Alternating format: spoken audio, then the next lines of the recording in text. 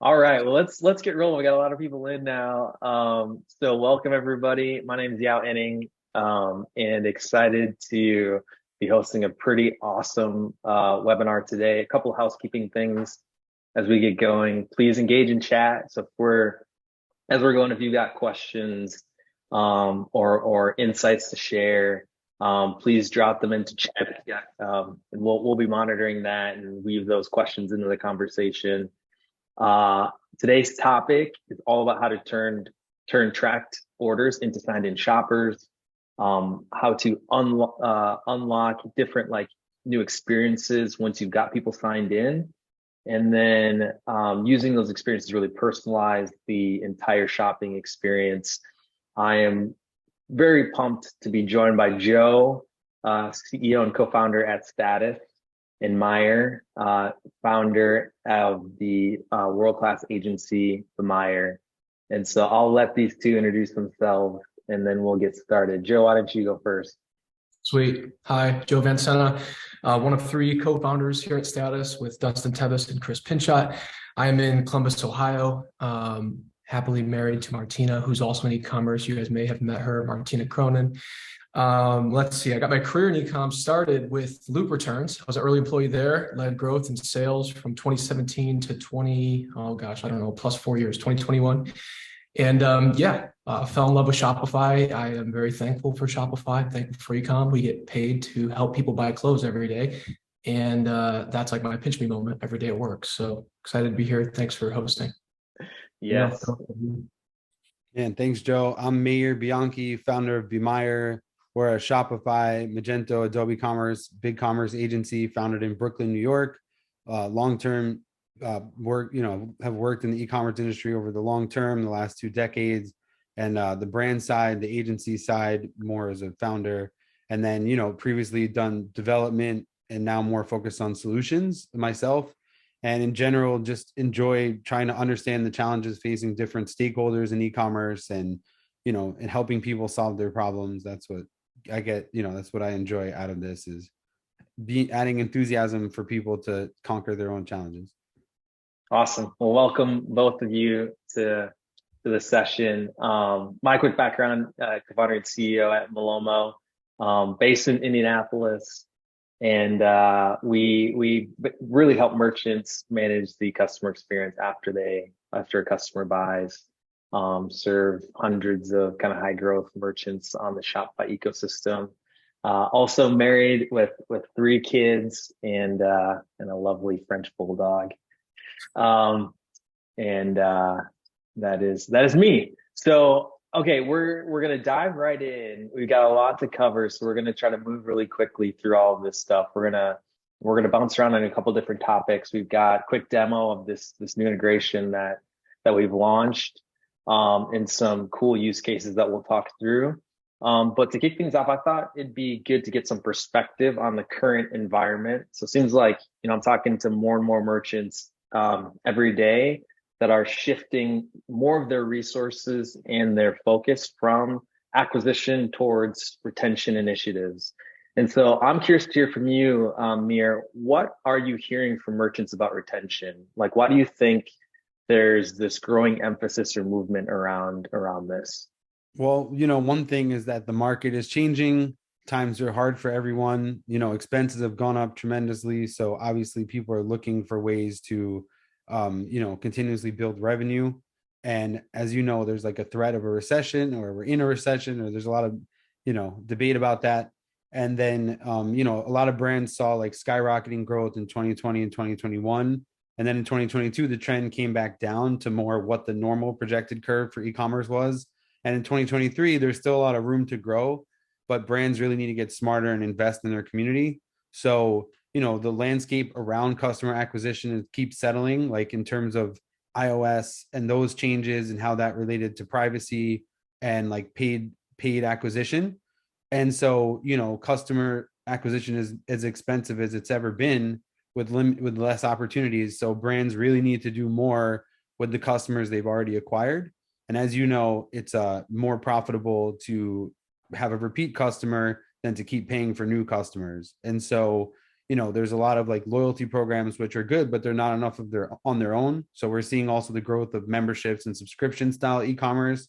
But in order to really create affinity and keep people coming back, you need to have a really amazing experience end to end.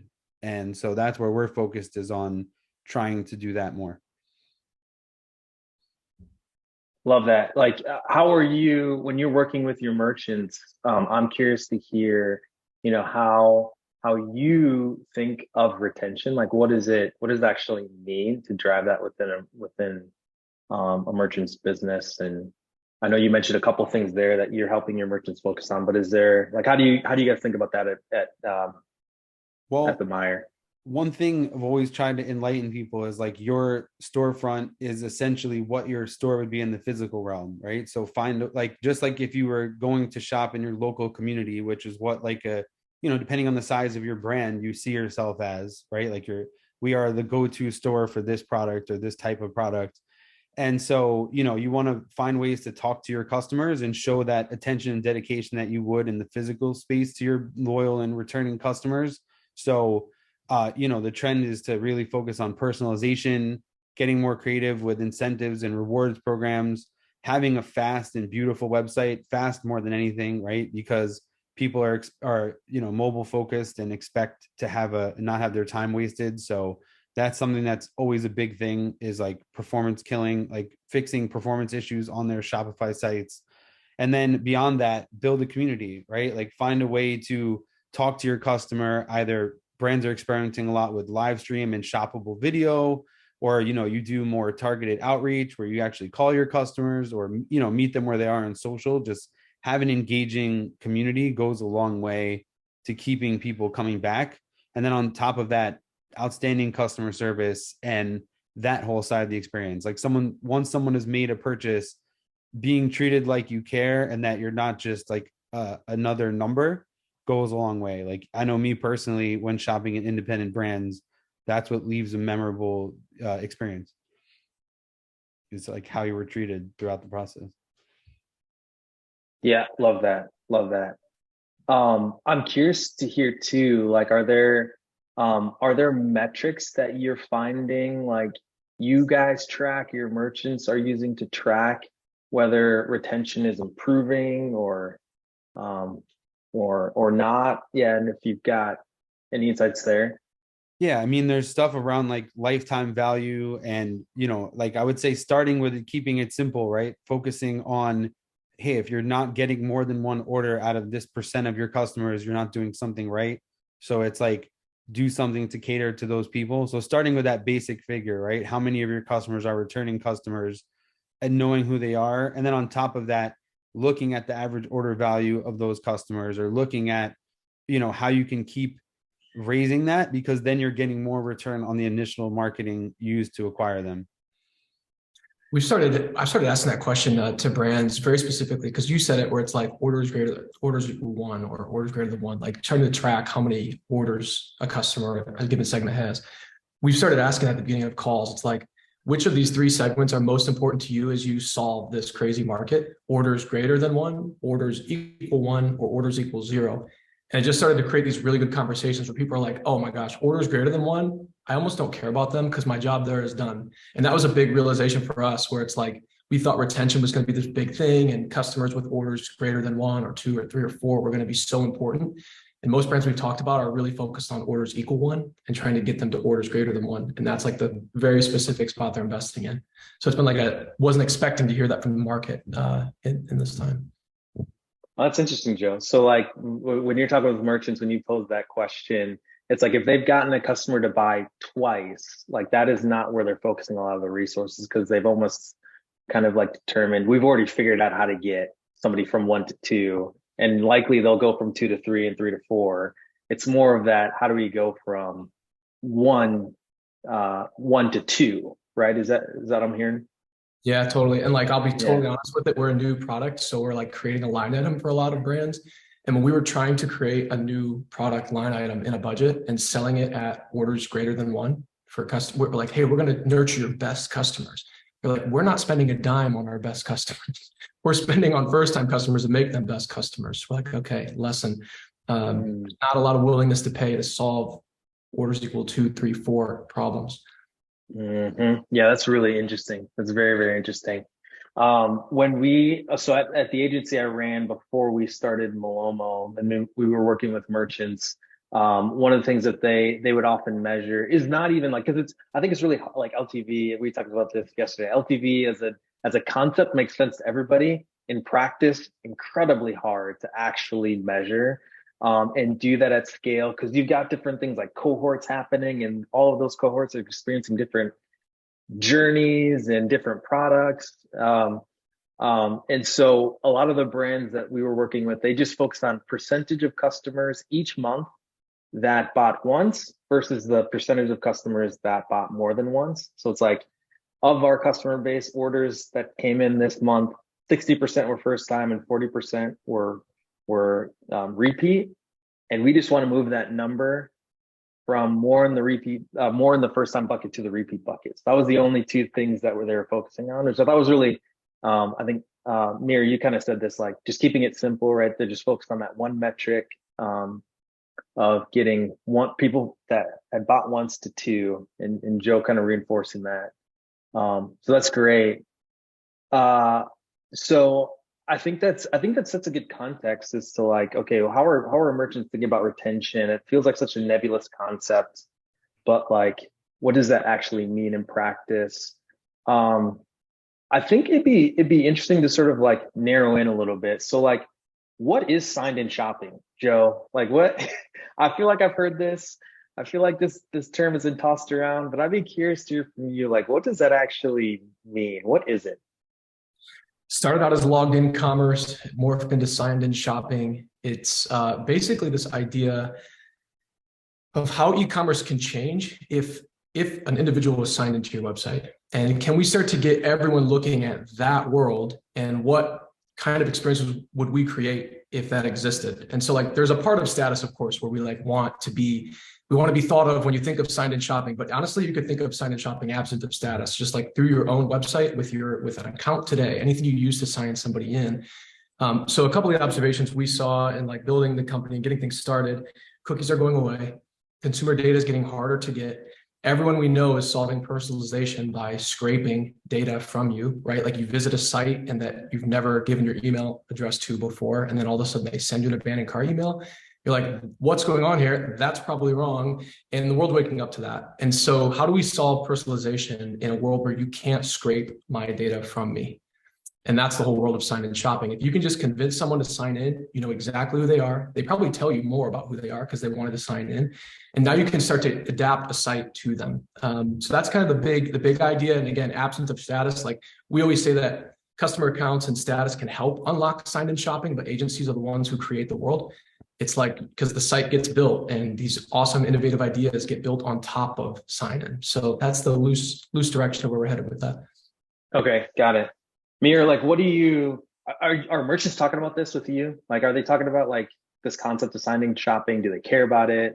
Like what, Definitely. what are you seeing? Yeah, I would say definitely, like, we've implemented this in some places and it just always appeals because of there's also the whole aspect of how long someone signed in for. So like we've evolved from a world of like, hey, there's different on-ramps to get to sign in.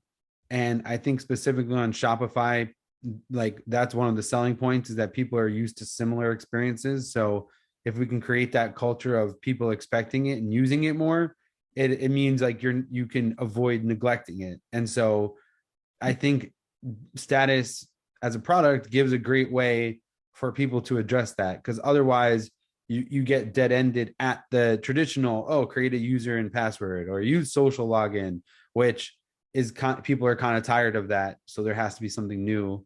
And there's always like, in the app world, more passwordless magic links. Well, then we need people to make that more easy for e-commerce, because then brands might adopt it if it's within reach, right? Versus, hey, this is a very lengthy integration or very expensive. People are not interested. So that's why, like, I'm excited about this movement, because it gives you another surface to address, which is often out of the reach of a lot of people. Yeah, I know. I probably shouldn't say this on a recorded webinar, but I know, like my wife, she uses like the one or two or three passwords for like every single site. She just she doesn't want to remember them. like I'm religious about a password manager. And Yeah. so like every single site I go to's got a different password, and there's no way I'm remembering that. And so I imagine like getting people to sign in creates a ton of friction. Joe, I'd love, maybe I'll pass it to you to maybe like walk us through like how do we go from signed in shopping actually drives retention. And I know you maybe had a couple of visuals you wanted to kind of walk us through, but Yeah. Yeah. Well, gladly. I think where I'll kind of leave us with this signed in shopping thought is usually just a question that I ask brands or a question that I ask agencies to sort of paint the picture of signed in shopping beyond anything status can ever do. It's like, how would a website change if 100% of visitors were signed in? How would your web development strategy change if you knew every single person who's coming to your site? Like, we would have different experiences, and that's like the world we want to create. And the more we spend thinking about that question, how we solve it, the better e-commerce is going to be. So yeah, let me kind of dive in to start to introduce some of this. And it's also with data that people have given you, right? Like it's different in the outside world, facial recognition and what the world we're heading towards, where you're walking down the street and the billboards know it's you. That's more intrusive. But in this case, the power is in the hands of the user to help give that better experience. Yeah, that's good. Like they oh, go ahead, Joe. I'm sorry. I was gonna say, like, yeah, that's a great point, Maier. Like they've given you like the permission to personalize for them, right? They've said, I want to be identified, I want to log into this storefront. So if you think about that as part of the social contract, now what are you giving them back, right? Like they've given you personal information and their money and invested in buying, using their disposable income or not disposable income in your brand. So it's like, what can you give them back in terms of a great experience is another way to think of that exchange. Yeah, I love that. Well, we've kind of abandoned this in our story, but back when we were fundraising a year ago, we used to talk about that a lot, like this idea of a social contract. And we used to say, like, what is status actually doing fundamentally? It's just giving you way more value in exchange for your email address. Because that's where we saw the biggest flaw in e-commerce was a customer would give you your email address before you buy, and everyone knows what happens next. Spam, spam, spam, spam, spam, 15% off again this week too. Is 15% off last week. Let me guess, it's gonna be 15% off next week too. And like, it's just that gets in the way of us wanting to give brands more data. So it is like the social contract piece. Let's just give you way more value when you give us your email, and let's see how much more information you'd be willing to give if it's fair. But I digress. This is great. Let me segue us into the retention story. I think so. We'll kind of tie together a few of these themes. Maier, you really kind of nailed at the beginning. Retention is more important than ever. I don't need to belabor this point. All I'll really say is a big but. Every brand would agree. Everyone on this call would agree. Retention is very important. We've heard it on every webinar. But your most valuable customers get the same experience as everyone else. This is like the first thing I always call out to brands when we're talking about sign-in shopping or status, or even just thinking about e-commerce differently. You claim to love your best customers, but you show them the same exact experience as a brand new visitor. If every single one of us right now went to your store, if you were a brand, we'd all see the same thing. Like, this is one of the fundamental problems in e-commerce that we still haven't solved. Yeah, and that actually hurts your conversion rate, hurts your average order value, because when you're a returning customer, you're like, oh, I don't see anything different, or nothing has really changed other than maybe this picture here or there. Like, it's a missed opportunity for selling more. I think it's pretty crazy too that like this problem still exists. Like, I know like a lot of merchants are like thinking about how do we personalize, and there's a ton of like there's software out there, but it uses like some convoluted ways in which like you might be, like you mentioned, Joe, a little bit, like you might be scraping their data and they don't even know it. Like you're trying to get information that they didn't provide you in order to enable that personalization. It's pretty complex to put into motion. So I'm amazed. It's like, it's 2023 and like, we're still fumbling around how to do this really easily for merchants. Yeah. Or it's very like algorithm driven, right? Like if user does behavior X, then this happens to Y, but to merchants that can feel like a black box, like it's not easy. You're not in control, or you are, but you have to go through really complex training and expensive solutions, like you said.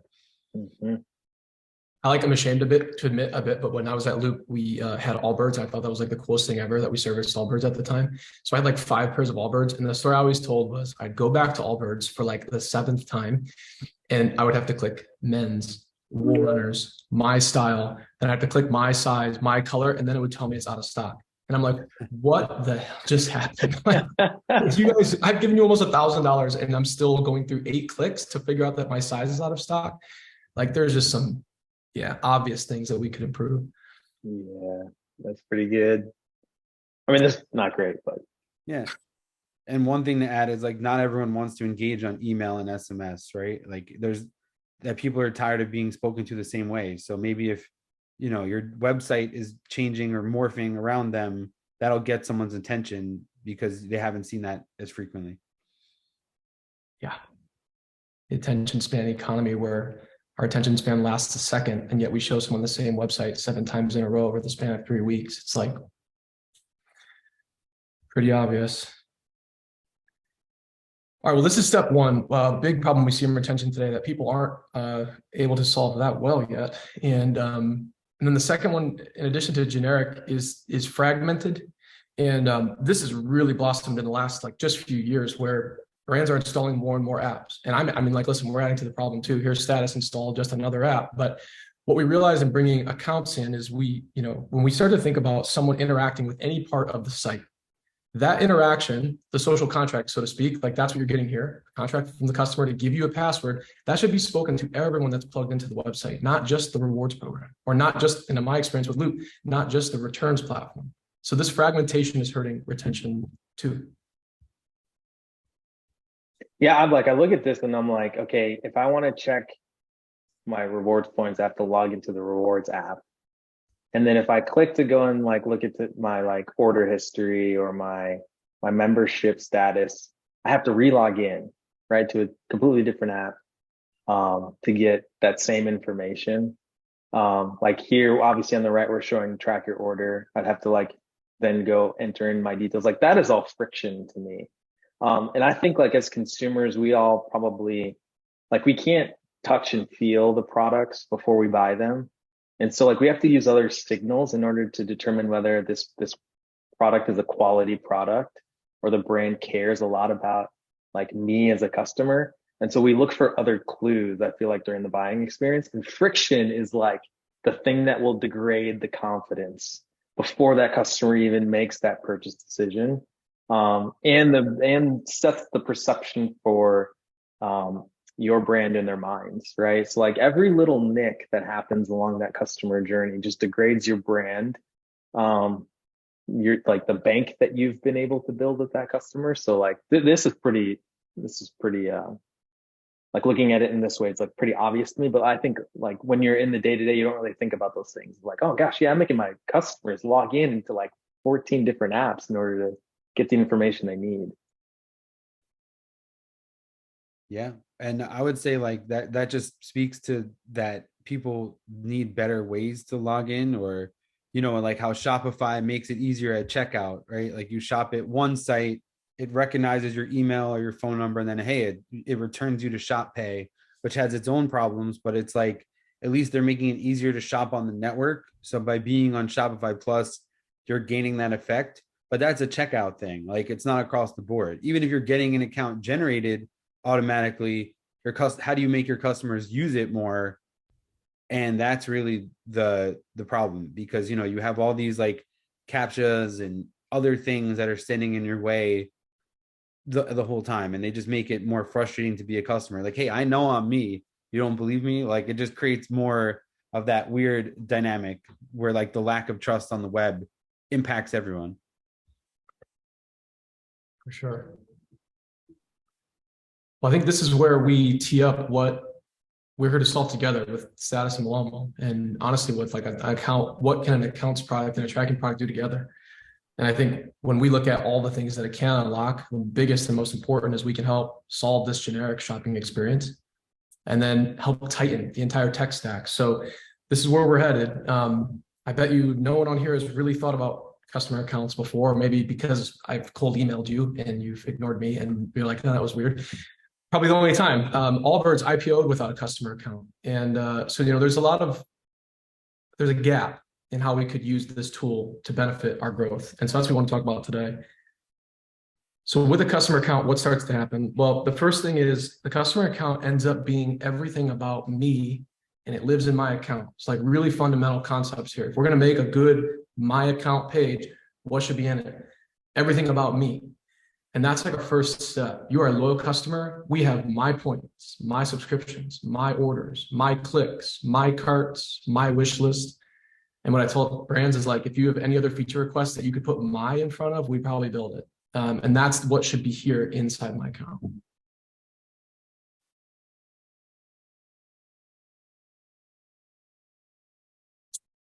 Now, as we keep moving through this, you're going to see orders. And orders is the tie-in between all of us, between Malomo, between Loop for returns. And with this account, you can now create a single sign-in experience for your entire tech stack. And this is really where we're going to pick up and cover on what Yao's team and our team has accomplished together. But now when you go to earn points or you go to track an order, you go through one sign-in experience. Now, there's many ways to sign in, which we can cover later. But more importantly is, Yao's team, Malomo, can now get a sign-in through the rewards program. And that's never happened before. Yeah, I mean, that, like, to me, that's pretty phenomenal. Like, it's great for our merchants because now anytime a customer checks rewards, like Joe just said, right, they're automatically signed into Malomo to track their order status if they care to do that. Like with one click, they can get access to all that. Like that removes that like instantly that friction that we talked about, having to like log into something else or look up your order number or tracking number. Yep. And there's a few things that get me really excited about this is that there's new surfaces. So like often when you want to add wish lists to Shopify, you have to go through another third-party app and do all these things. But like Status adds more surfaces like a wish list as a bonus to getting the product. And that's one of the things that really excites me is that. And then also this unified login, like that's why we have standards, right? Like USB or common standards among like consumer products. So the more that you have apps playing well together and integrating makes it easier as a customer and a system integrator, right? As a brand, now you can be assured that your tech products work well together. And so that's the other thing that has me really excited about it, both what customers get and what brands get. I'm totally stealing a unified standard like USB. Bullseye. That's literally, I love that. Well, I mean I think like that's really the main idea that we want to solve here. It's like creating more surfaces to get someone signed in and getting signed in. Like you start to look at it, you don't look at an account as like this order management tool. The moment you think about that, you'll never be interested to install a customer account. Accounts are not an order management tool. Accounts are a unified adopted tech like a USB that everyone should use. And if you look at all your tech stack, that's your network. It's like the ShopPay has a ShopPay network, right? And it's great, and we all benefit from it. But when you look at your store and your retention strategy, you've got this network moving too. And all you got to do is tie it all together, and that's what the account can unlock for you. So now we have all these different services getting people signed in. The big question then is like, okay, well, I kind of get points and tracking, but what all happens when someone signs in? And I think this is like the aha moment that I usually have with brands when I meet with them, because it's like, oh, I really just thought of accounts and signing in as a way to view my order history. And the reality is just so much stronger than that. The moment someone signs in through Status, you are signed into Malomo on every single order. You could have 50 orders and place them all one after another, and they're all arriving on different days in the next month, and track them all. You're automatically signed into Yotpo, Recharge, Rise, Loop, any tech connected to your tech stack. And there's all this other fun stuff we'll talk about too, but if you're a marketer out here, like these are things you care about. Everything I've clicked, everything I've put in my cart. I now have a wish list that's activated. And literally this seems like a lot, but it's just by tracking an order, all of this happens. And that's like the magic of what Malomo and Status are doing together. I mean, I love this because like the more sign-ins that happen, like I think what Status does really well is like it gives you multiple entry points along your entire storefront to get people signed in order to give them an immense amount of value. I think I saw somebody describe Status as a master key for your commerce stack. It just does a really good job of like tying all of these systems together and in a way that like you can control the entire experience, right? So that's why I'm really excited about this integration and generally what you guys are doing. Yeah, and also like, what are some first time entry points, like even before someone purchases, right? So that they can get to this great tracking experience. Like, what are some ways you're encouraging brands, Joe, to like get more people to sign in after they visit a website? Because as you know, once you have that, that builds more stickiness. So what you're seeing now is really our first time customer story. This is the way that we capture first time customers, orders equal one, that segment. When we ask brands the most valuable segment, orders greater than one, orders equal zero, which is the most valuable segment? The answer was actually orders equal zero, because they spend most of their budget getting people to their site. They spend all of their budget building a website that costs them a lot and needs to convert. And then they, then for everyone they don't capture in an order on their first visit, they spend the rest of their budget on email and SMS to bring them back. So like, that's really the big question. I don't have anything to show you today, but I can tell you that next month, we're going to have a visitors release.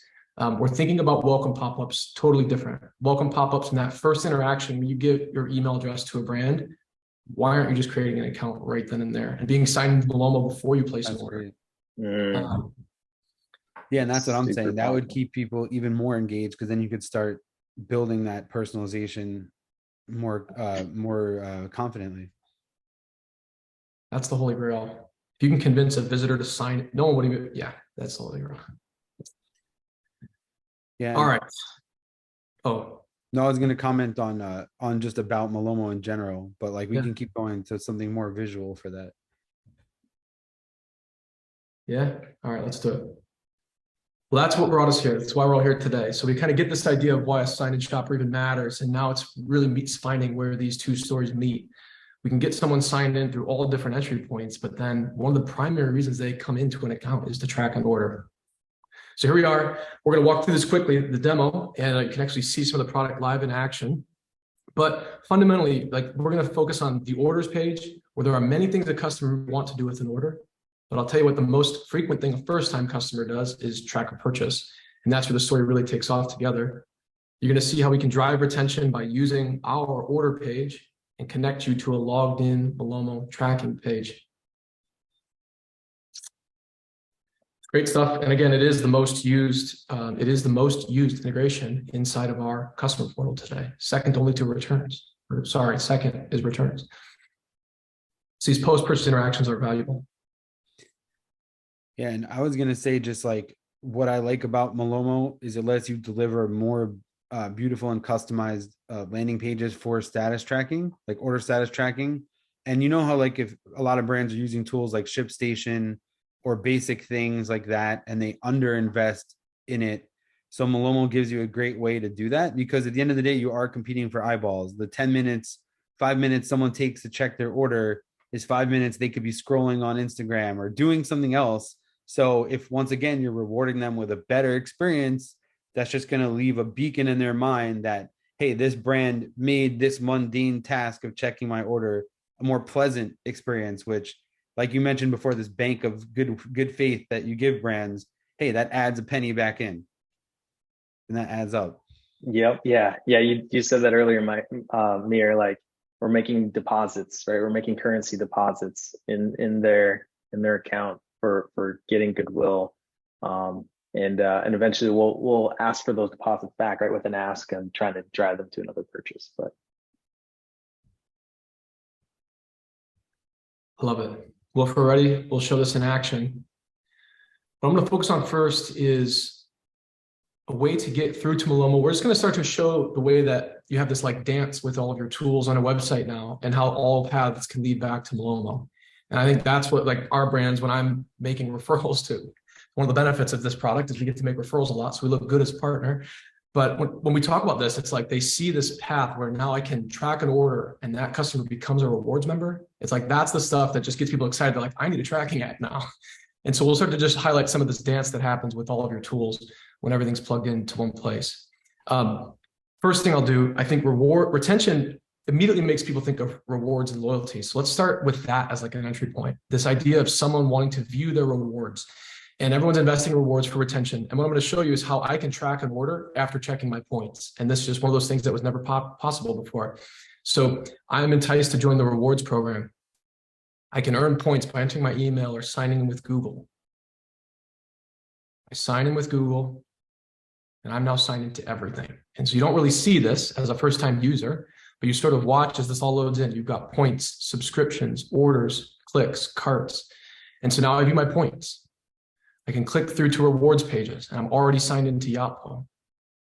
I click through to my order history, and here it is, the moment of truth, track my shipment, and now I'm signed into Malomo. No friction, no order number, no email, nothing. And as many orders as I want to track, I can.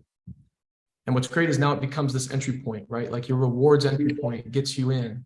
My wife's calling. She knows I'm in the middle of a webinar. I told her this all morning. Probably to say you're doing great. Keep going. It was fun. Anyway, so you view rewards, you view your order, and I don't know. It's Martina threw me off. Thanks for that, but you get the idea.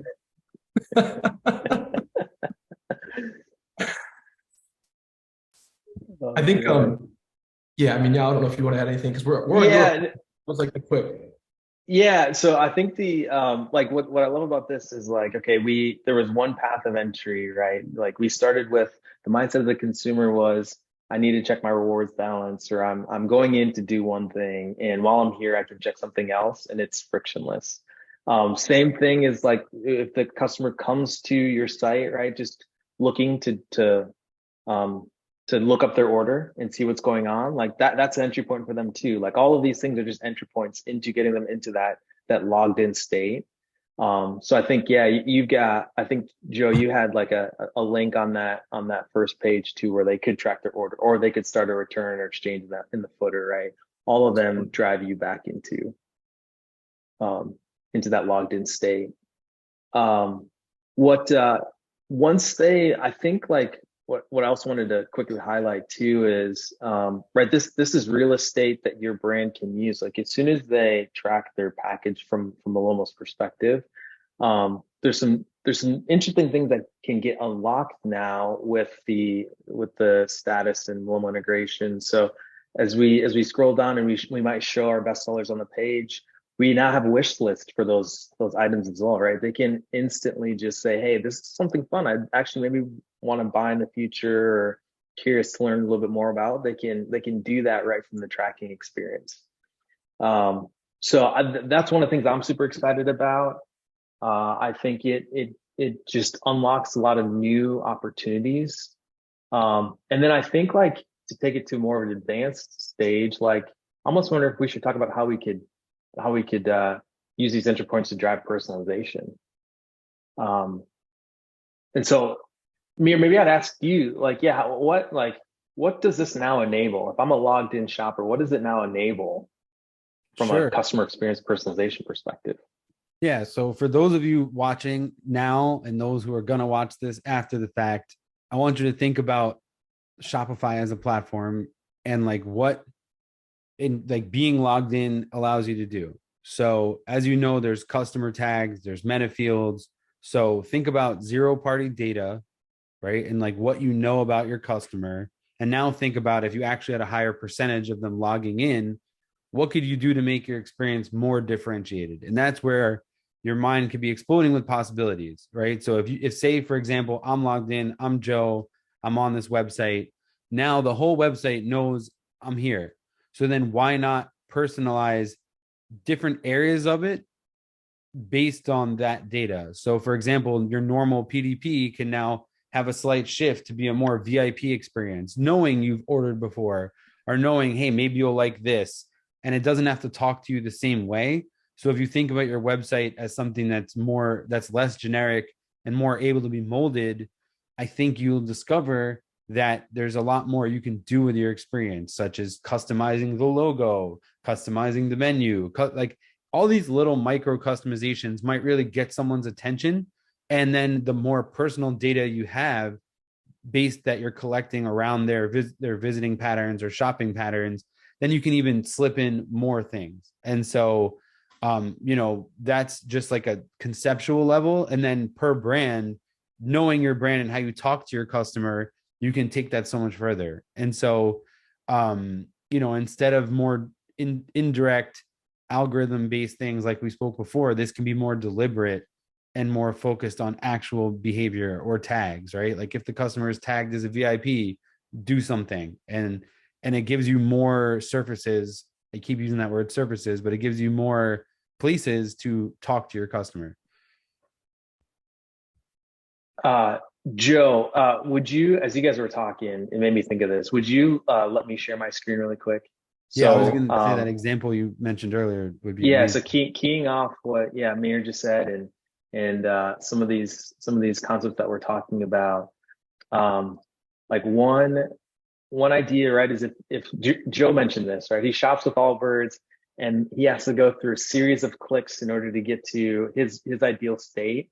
Right, if Allbirds just knew he was a male, he typically looks at this collection. Wouldn't we want to show him those things up front to reduce the friction? So like as an example, you could do something like this where like Jackson, they say, hey, we know that we tagged this customer as a male and we're going to show them a tracking experience that shows them all of our products or calls to action targeted at that type of customer.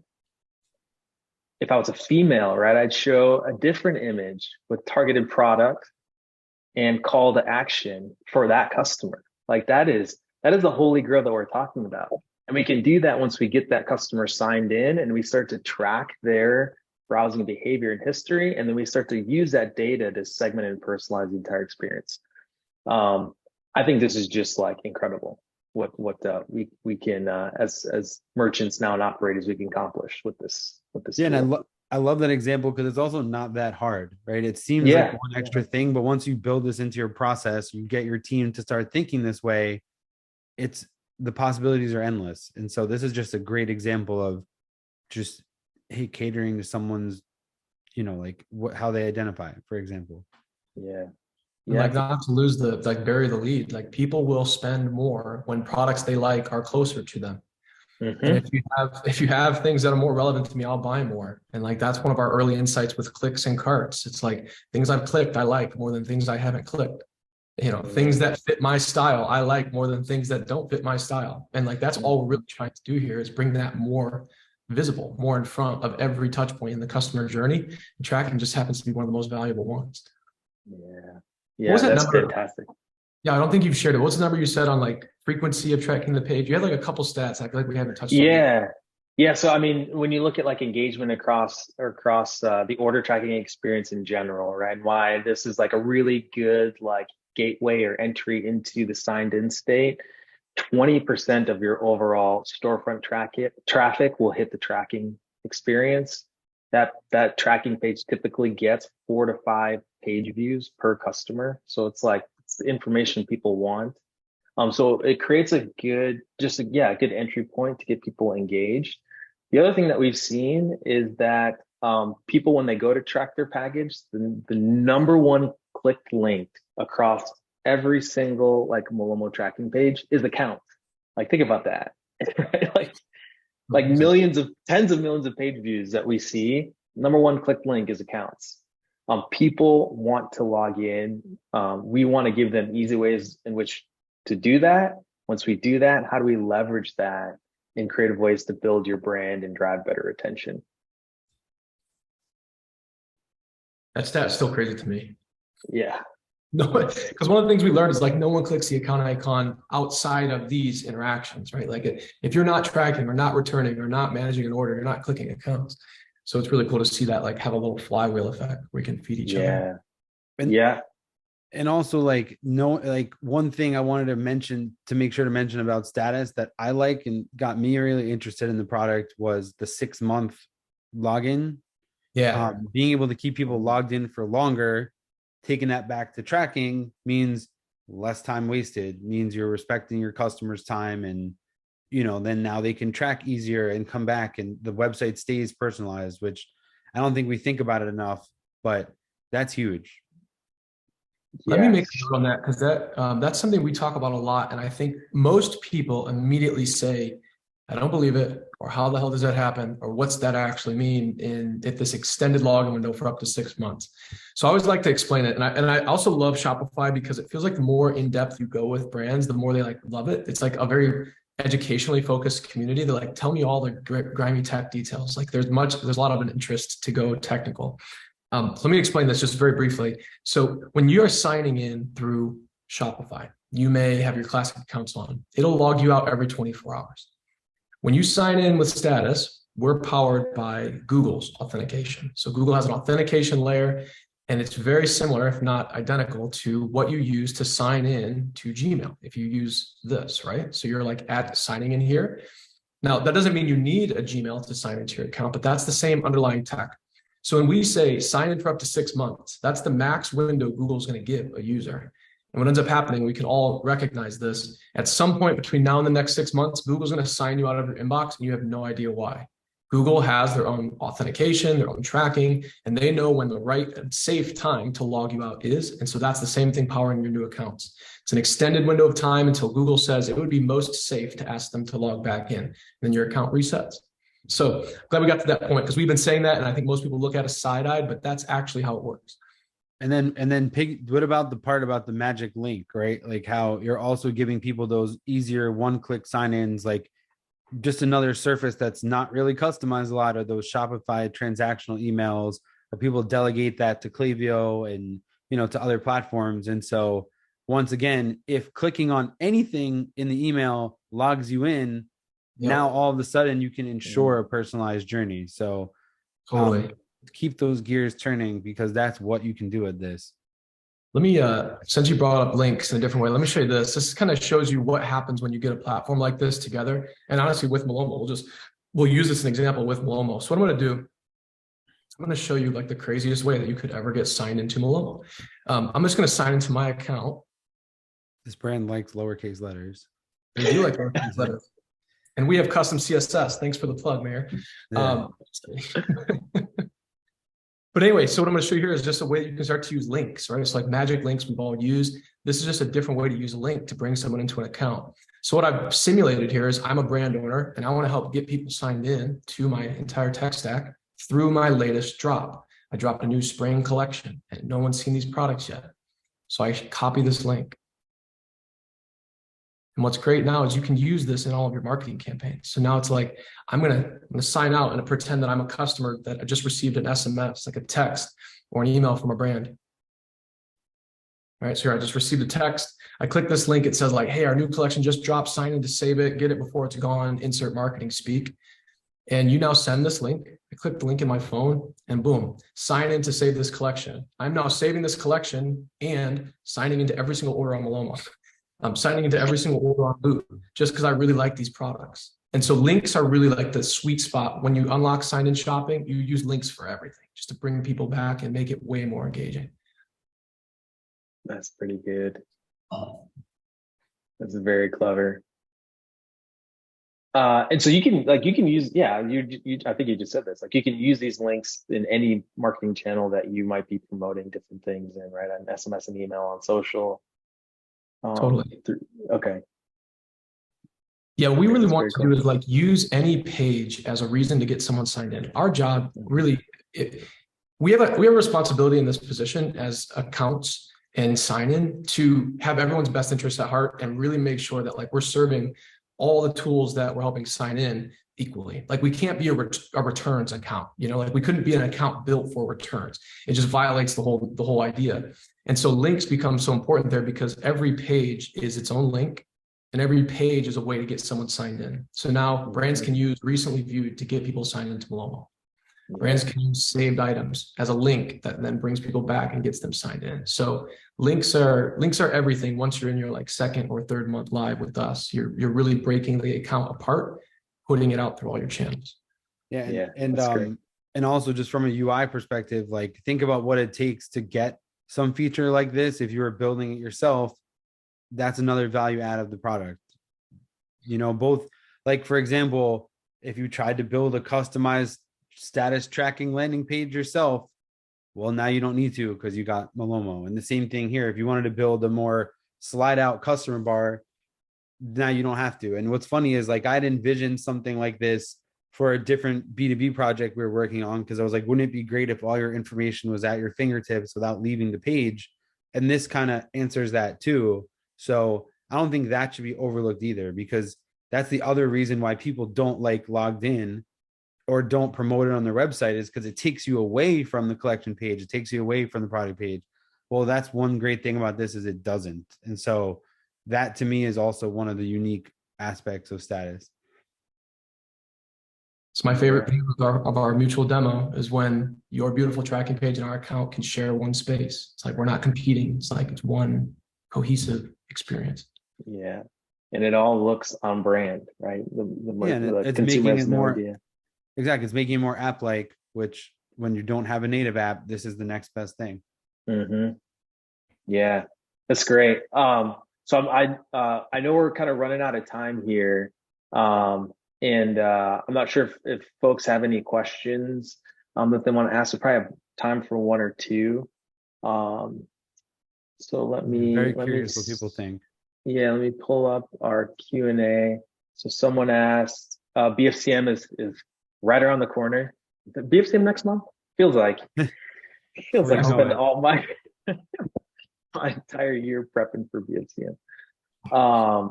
This person asked some question around like tracking volume increases, engagement increases. What's the expectation? We've seen at least around, or even like, I'd be curious to hear what you guys see around engagement too, around BFCM. From the tracking perspective, we've seen tracking page visits increase about 3 to 5x over BFCM. Obviously, people are very concerned about whether their order will arrive before the big day, or whether it will arrive at all. And so I know that becomes a really important season for folks to just get really good, transparent tracking in place. It's always also now a wonderful time to drive those consumers into a signed-in state, grab some data around them, right? That you might be able to then use that data later on post-holidays to retarget them. Maier, what are you seeing from an order volume increase perspective that you maybe see across the merchants that you work with? I mean, just that definitely prepare now, right? Like you're going to get more business. It's the time where you don't want to think of it as an afterthought. So just, one thing I see is that people maybe aren't prepared to capitalize on that new volume of customers and how to keep them past the holidays. So given that we started this with a theme of retention, that's the biggest thing, is like, well, you're going to acquire a lot of new customers. How do you keep them past the holiday shopping fatigue into the next year so that you can really keep those people engaged past the fact that they were attracted by a sale or something like that? So, I mean, we can just anticipate that it'll go up, but yeah. I don't know what it was going to be a LinkedIn post, going to be a blog post. Didn't want to be a doomsdayer, but I think this Black Friday, Cyber Monday is going to be uniquely difficult because student loan payments pick up again in July and August. It's something like $90 billion a year of student loan payments are going to be due every single year. Shopify's total GMV is 60 billion. So you have more student loan payments due every year than Shopify transacts on the platform as a whole. It's going to be interesting, and they haven't been paid in 3 years. All this growth that we've seen starts up again right before this Black Friday, Cyber Monday. So it really is important. Wow. Okay. That's good to know. It's very good to know. On top of whatever October surprises are coming as well. Yeah. Or wildfires. No. Yikes. Really quickly before we wrap, I think we've got a couple offers for folks who might be interested in taking any of this for a spin. Yeah, Joe. Take a screenshot if you're running out of time and if you have a 3:00 meeting. We all working together to make your life easier. We'll get status Malomo, and if you want any custom dev work, we'll all work together to make your life easier. Here's the way. That's all I got to say. If you guys want to add anything else. No, that's great. Yeah, go ahead. No, you can go ahead. Yeah, I was just gonna say, yeah, like as an agency, obviously you get hit up a lot if you have a brand, but we're always down to talk and go over your goals for the last 2 quarters of the year, and specifically like website performance assessments. Always happy to talk and give some value for time. Love it. Yeah. please, if we'll follow up with all these offers too via email afterwards and recording to this, so you've got it. Feel free to reach out to any of us if you want to sort of like take this for a test drive and see how it could impact your brand. But thank you all for joining us. Hopefully you got a lot of value, had a lot of fun with you both, Maier and Joe. Appreciate you guys. And thanks a ton for tuning in. We'll catch you at the next webinar. Yeah, thanks for having me. It's a great experience. Thanks, guys. See ya. And everybody stay out of the dust. Stay out of the storm. Bye. Take care. Bye. See ya.